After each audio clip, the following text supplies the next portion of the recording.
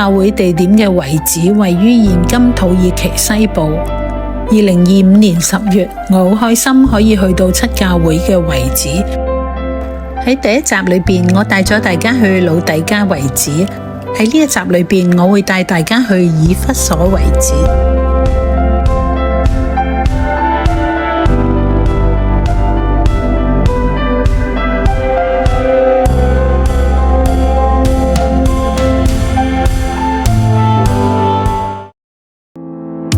以弗所遺址係一個熱門嘅旅遊點，好多唔係信徒嘅亦都會到訪參觀呢個保存住希臘、羅馬時期遺跡嘅古城。遺址有2個入口，呢度係南門嘅售票處，我買咗65蚊歐羅嘅套票。除咗去以弗所古城遺址之外，亦可以去古城裏邊嘅露台屋博物館、以弗所體驗館，以及古城以外嘅以弗所博物館同埋聖約翰教堂。以弗所位於小亞細亞西岸，靠近愛琴海，係古代東西方交通嘅商貿要道。羅馬時期為重要嘅大城之一，人口眾多，經濟繁榮。佢嘅歷史可以追溯至到早期青銅時代，即係約公元前3000幾年。入口旁邊有展板介紹以弗所嘅歷史資料，包括早期以弗所、希臘時期、羅馬時期同埋拜占庭時期。呢度係以弗所遺址嘅地圖，喺古時呢一度好近港口。城內面積約220公頃，相等於300個足球場嘅面積。入口旁邊亦有遺址嘅模型。呢個古城遺址喺2015年7月被聯合國教科文組織正式列入世界遺產名錄。以弗所係新約初期教會嘅福音據點之一。根據聖經記載，使徒保羅喺第2次宣教旅程嘅時候首次到訪以弗所，而喺第3次宣教旅程嘅時候，亦都喺嗰度停留咗約3年。新約嘅以弗所書亦係保羅喺坐監嘅時候寫俾以弗所信徒。南門旁邊就係國家市集，又稱為上市集，係以弗所古城嘅政治同埋社交中心。市民喺呢度舉行集會，進行政治討論同埋社交活動。大殿柱廊又名皇家柱廊，由羅馬貴族捐錢興建，係城中最重要嘅建築之一。東邊曾經放羅馬皇帝奧古斯都同埋太太嘅巨型雕像，反映當時嘅信徒係活喺帝王崇拜嘅環境之下。柱廊旁邊有一個浴場嘅遺址，呢一座羅馬浴場設施估計係建於早期希臘化時期嘅體育館上邊。土耳其出名有好多貓，估唔到喺遺址裏邊都有貓，佢仲瞓喺古蹟上面添。浴場旁邊係議事廳，係舉辦議會會議同埋音樂表演嘅半圓形露天劇場。門上邊有十字架嘅雕刻，估計係基督教成為國教嘅時候加上去。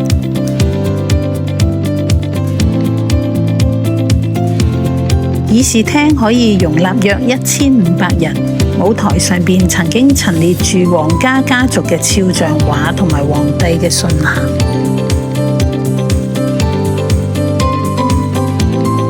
遺址裏邊又有另外一隻貓，呢隻貓比剛才嗰隻黑貓瞓得更加甜啊！議事廳行前啲就係市政廳，係首席官員嘅辦公場所。市政廳裏邊曾經樹立咗4尊阿底米女神，即係以弗所古城所崇拜嘅守護母神嘅雕像。主廳嘅中央亦可能係供奉赫斯提亞女神，即係爐灶之神嘅祭壇。旁邊嘅庭院裏邊曾經設有神廟，可能係奉獻俾被奉為神明嘅凱撒同埋女神羅馬，又或者係阿底米女神同埋奧古斯都皇帝。由此可以見到新約時代以弗所嘅首席官員都係奉行偶偶像同埋帝王崇拜。市政廳旁邊有一個紀念碑，名為梅米烏斯紀念碑，係紀念羅馬獨裁者蘇拉嘅孫梅米烏斯而建嘅紀念碑，反映咗羅馬貴族喺希臘化城市裏邊嘅影響力。紀念碑雕刻住蘇拉嘅士兵同埋家族肖像。行去另一邊係多米田神殿，呢一座神殿係獻俾羅馬皇帝多米田。呢個皇帝自封為主人與神，推行帝王崇拜，迫害基督徒。喺基督教成為國教之後，神殿被徹底拆除，直到得返個地基。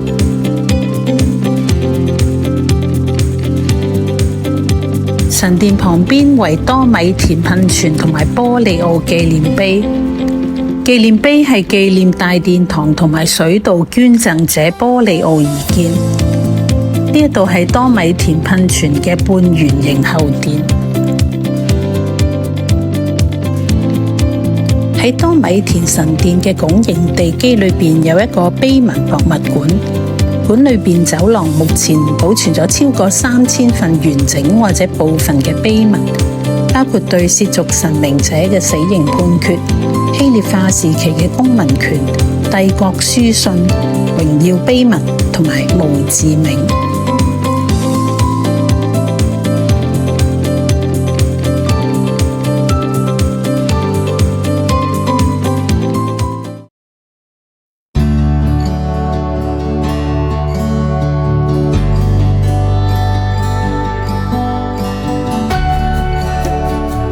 祭司街係古代嘅儀式大道，佢嘅名源自一個古代敬拜阿底米女神嘅祭司團體。佢哋會喺呢條長達210米嘅大道裏邊主持宗教儀式。旁邊有柱廊，地面鋪咗大理石。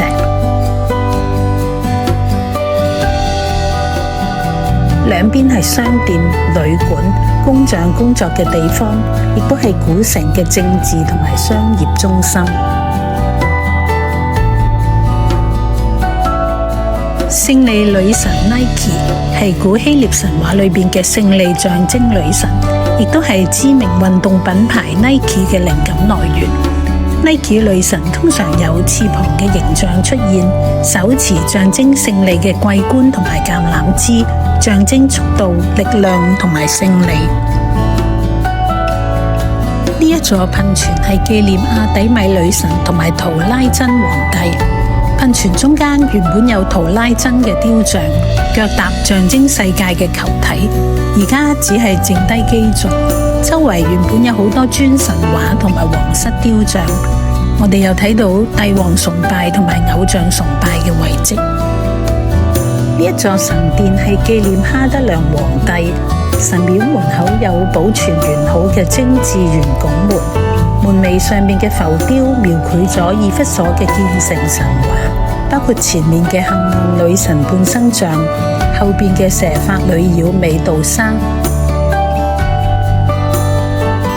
左邊嘅浮雕描繪咗希臘神話人物，右邊嘅浮雕刻畫咗亞馬遜女戰士。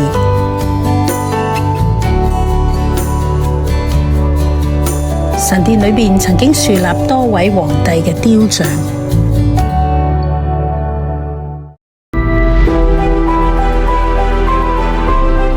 以弗所嘅露台屋係古羅馬時期富裕市民居住嘅豪華別墅。佢嘅建造歷史橫跨咗幾個世紀，呢啲房屋因為建喺山坡上邊，呈現樓梯級咁樣嘅排列，所以稱為露台屋。露台屋亦都有複雜嘅房屋結構，好似有多層柱廊嘅庭院，同埋唔同嘅居住同埋工作空間。露台屋裏邊亦都有精緻嘅馬賽克同埋壁畫。主題包括神話、花卉、動植物同埋幾何圖案。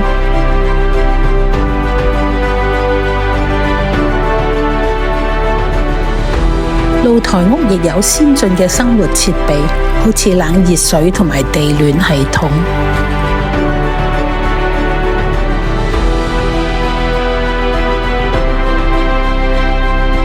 呢一座位於祭司街旁邊嘅露台屋遺址，地面鋪設咗精美嘅馬賽克，至今仍然保存得好好。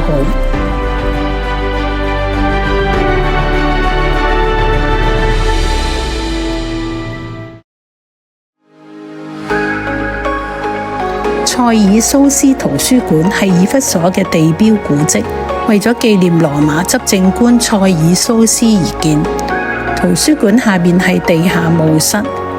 圖書館於約公元270年裏邊喺地震中被毀，而家嘅遺址只有前面嗰個立面。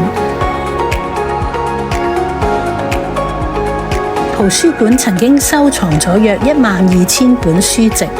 佢嘅建築風格融合咗古希臘同埋羅馬嘅特色。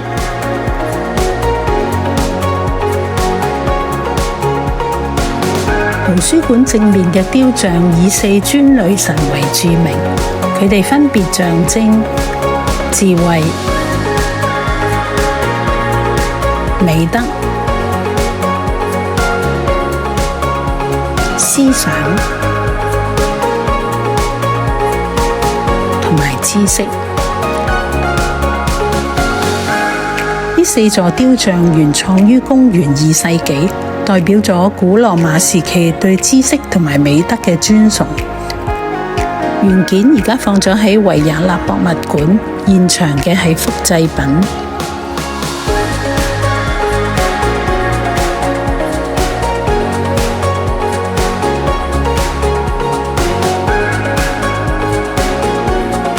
呢一座著名嘅凱旋門係由2位曾經被皇帝奧古斯都解放嘅奴隸所建，以感謝皇帝嘅恩惠。上邊以拉丁文寫住獻給神之子皇帝奧古斯都及其妻子、女兒和女婿。呢度睇到佢哋係將皇帝稱為神之子。呢一座商業市場係一個方形建築群，4邊環繞住雙層嘅廳堂，裏邊設有商業同埋行政辦公嘅空間。市集靠近古代港口，係古城嘅商業交易中心。商業市場被2層樓高嘅柱廊包圍，柱廊裏邊設有好多嘅店鋪，係當時市民同埋外來商人頻繁往來嘅地方。以弗所大劇場係古代世界保存得最完整、規模最大嘅古羅馬劇場之一。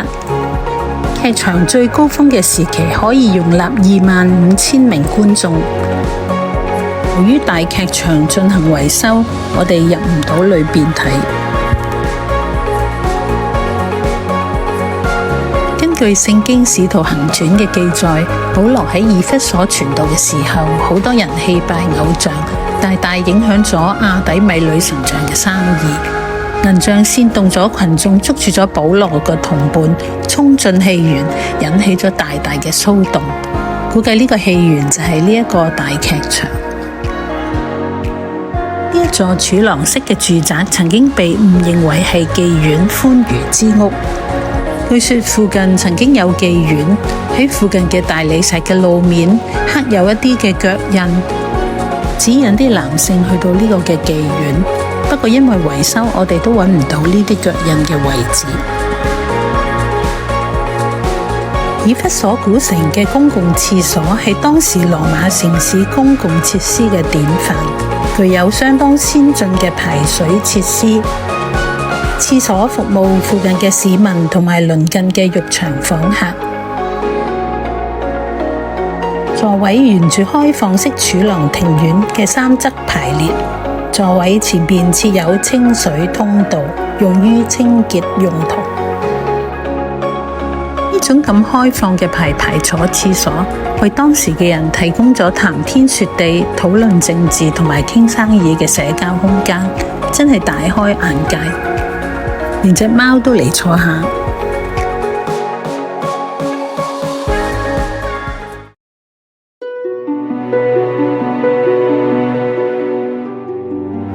以弗所體驗博物館位於以弗所古城嘅遺址裏面，於2023年10月正式落成，係一個結合沉浸式多媒體同埋劇場敘事嘅室內展館，用燈光、投影同埋一啲特別嘅效果，將遊客帶進古代以弗所嘅歷史同埋日常生活，讓觀眾好似喺古城嘅街道、劇場、浴場同埋房屋之間穿梭。整個體驗過程大概20分鐘。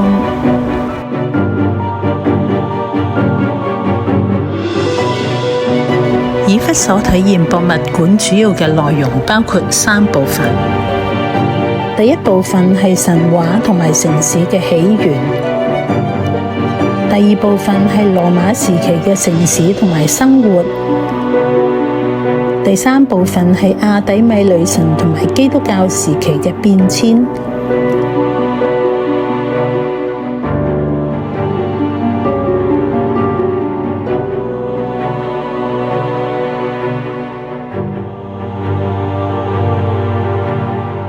只可惜喺最後部分仍然係高舉偶像亞底米女神，真係令人失望。喺以弗所遺址裏邊，我哋睇唔到初期教會嘅痕跡，睇到嘅係亞底米女神、偶像同埋帝王崇拜嘅遺跡。古城門外嘅店鋪更加賣住各式各樣嘅亞底米女神神像，真係令人嘆息。可以想象喺呢個環境裏邊做基督徒真係唔容易。喺啟示錄裏邊，耶穌稱讚以弗所教會信徒嘅行為、勞苦同埋忍耐，佢哋具備真理嘅知識，唔能夠容忍惡人，亦都能夠試驗使徒嘅真偽，憎恨尼哥拉黨呢個異端嘅行為。耶穌同時都責備佢哋離棄咗起初嘅愛心，提醒佢哋要回想自己喺邊度墜落，並且要悔改。生活喺以弗所嘅大都會裏邊，信徒經常忙碌辛勞，面對滿城偶像，又要防範各種異端邪說，不知不覺之間卻忘記咗神嘅愛。聖經裏邊對以弗所信徒嘅提醒，亦都同樣提醒我哋唔好失落起初嘅愛心，要穿戴神所賜嘅全副軍裝，抵擋魔鬼嘅詭計，成為末世中明亮嘅燈台。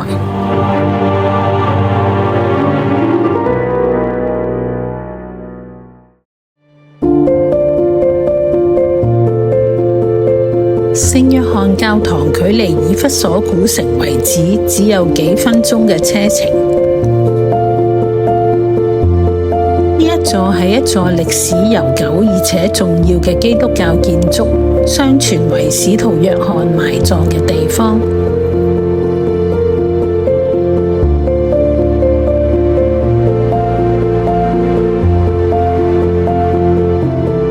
指示牌上邊有罕見嘅中文簡體字，係其他遺址所見唔到嘅。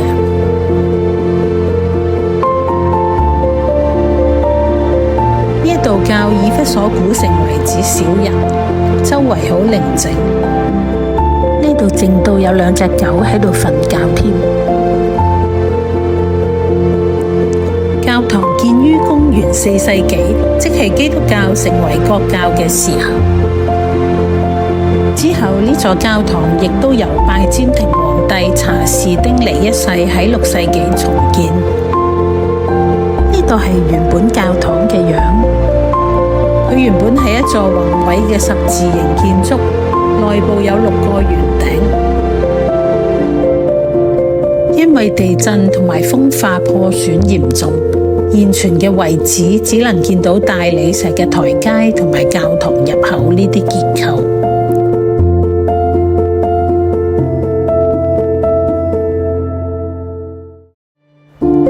亦都有一隻狗仔喺度瞓得好甜。行上高啲嘅地方，可以睇到整個教堂嘅遺址。根據教會歷史傳統，使徒約翰從拔摩海島釋放之後，晚年曾經喺小亞細亞一帶牧養眾教會，並且以以弗所為中心。喺嗰度度過晚年，並且寫下約翰福音同埋約翰1、2、3書。呢度亦都有教堂原貌嘅圖畫同埋模型。呢度亦有土耳其出名嘅貓。呢度係遺址裏邊一間咖啡廳，坐喺呢度睇日落都好超噶。